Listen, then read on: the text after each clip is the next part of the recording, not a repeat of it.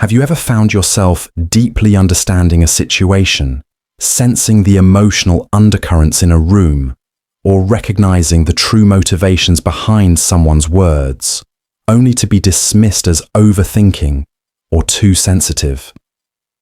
If so, you might be one of the rare intuitive introverts Carl Jung described. Someone whose greatest gift can often feel like a painful curse. In Jungian psychology, the introverted intuitive personality is not just imaginative or insightful. They perceive the world in an entirely different dimension. But this powerful gift, if not balanced, can lead to isolation, disconnection from reality, and a life that feels deeply misunderstood. The good news: what feels like a curse can become your greatest strength if you learn how to integrate it properly. This article explores why your intuitive mind can feel overwhelming, what's really happening beneath the surface, and how to ground your insight into the practical world to transform your curse into a meaningful calling. The burden of deep perception. Let's begin with the daily experiences of the intuitive introvert. You might be having a conversation with a friend, and without them saying much, you know what's going on beneath their words. You see the emotional dynamic playing out, maybe even sense the future trajectory of the situation. You offer your insights, expecting appreciation, but instead, you're met with confusion or skepticism. Or perhaps you walk into a room and immediately sense tension no one is acknowledging. You've learned to keep quiet because last time you pointed it out, people looked at you like you were imagining things. This isn't just a quirky personality trait. It's the very nature of introverted intuition, the dominant function in types like INFJ and INTJ. Carl Jung recognized that people with this function operate from the unconscious mind, perceiving patterns, meanings, and connections that others miss entirely. But being able to see what others can't is a lonely road. Why? Because most people rely on their five senses, sight, sound, touch, to validate truth. You, on the other hand, are tuned into invisible forces, and that makes your truth harder to explain, harder to prove, and easier to reject. Jung's discovery: inner objects and the collective unconscious. What you're actually perceiving, Jung said, are inner objects, psychological energies, emotions, and archetypal patterns that shape human behavior. These aren't external stimuli, but inner realities. For the introverted intuitive, these patterns feel just as real as physical objects do for someone more grounded in sensory perception.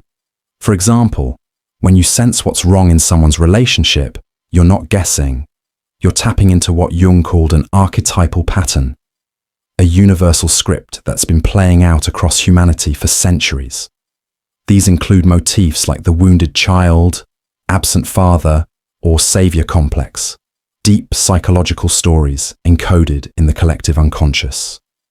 The collective unconscious is like a shared psychological database, or as Jung put it, a universal hard drive containing the symbolic blueprints of human experience.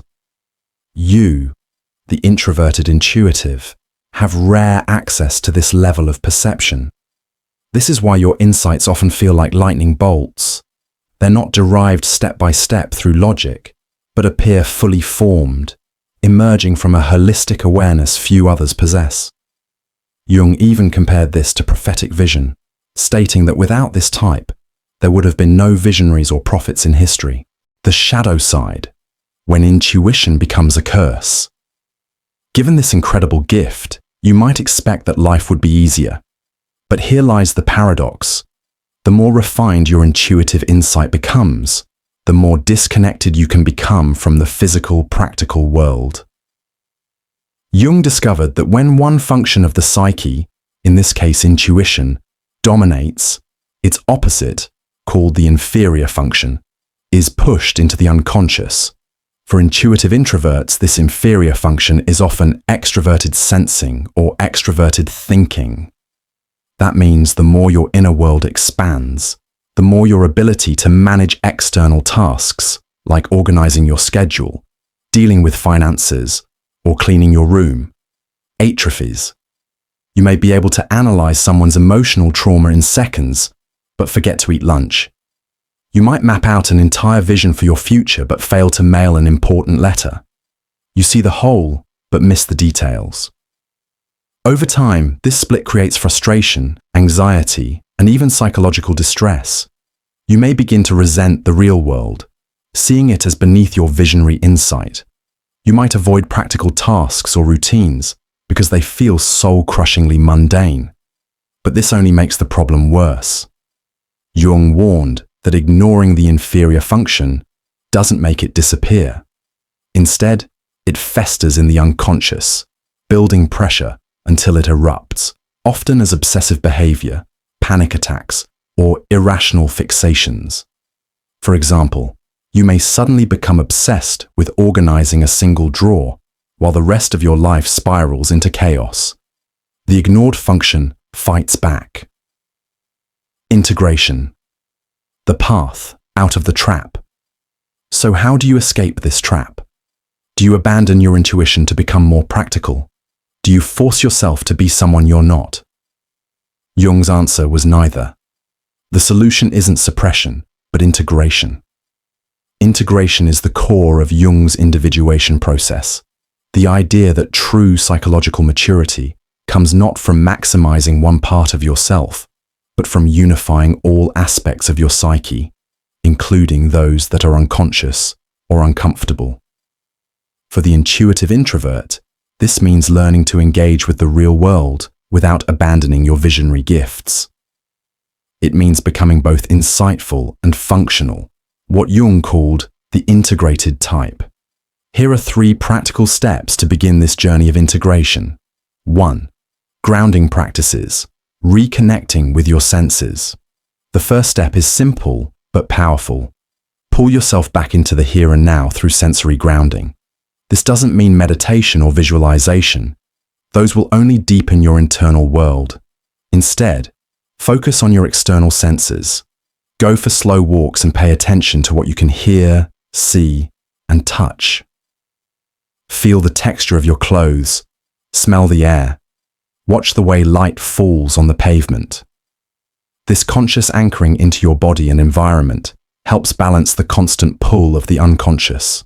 It's not a spiritual ritual, it's psychological hygiene. 2. Build systems, not habits. Because your brain isn't naturally wired for detail management, don't try to remember everything. Instead, outsource the practical parts of life through reliable systems. Set up automatic bill payments. Use calendar reminders religiously. Establish simple routines for laundry, meals, and work. It's not about perfection. It's about creating a frictionless structure that protects your energy for higher order thinking. By systemizing the mundane, you create room for your visionary self to thrive without being dragged down by chaos. 3. Practice active imagination. Instead of being overwhelmed by your insights, learn to dialogue with them. This Jungian technique, known as active imagination, involves personifying your visions and asking them questions. Why are you showing me this image? What does it want me to do? Is this insight actionable now, or is it a warning? This process helps you refine your intuitions, discerning between meaningful vision and emotional projection. Over time, you'll learn to evaluate and direct your insights rather than being passively controlled by them. Becoming the grounded visionary. When you stop treating the physical world as your enemy and start engaging with it through structure and awareness, something incredible happens. Your gifts become stronger, not weaker. You go from being a mystic trapped in your head to a grounded visionary capable of bringing change to the external world. You stop feeling like a misunderstood oracle and start acting as a wise leader. You become what Jung envisioned, a rare type of person who can see and do, dream and build. The real secret. It's about process, not perfection. Integration doesn't mean you'll never struggle again. You'll still forget things. You'll still get frustrated with details. That's okay. The point isn't to perfect every part of yourself. It's to commit to working with all parts of yourself. Every time you choose grounding over spiraling, structure over chaos, self-reflection over repression, you're doing the work of individuation. And that, Jung said, is the true path to wholeness. So the next time your insight feels like a curse, remember, you're not broken. You were just operating with half your psychological toolkit. Now that you know how to wield the rest, your mind isn't just a deep pool. It's a bridge between inner truth and outer reality.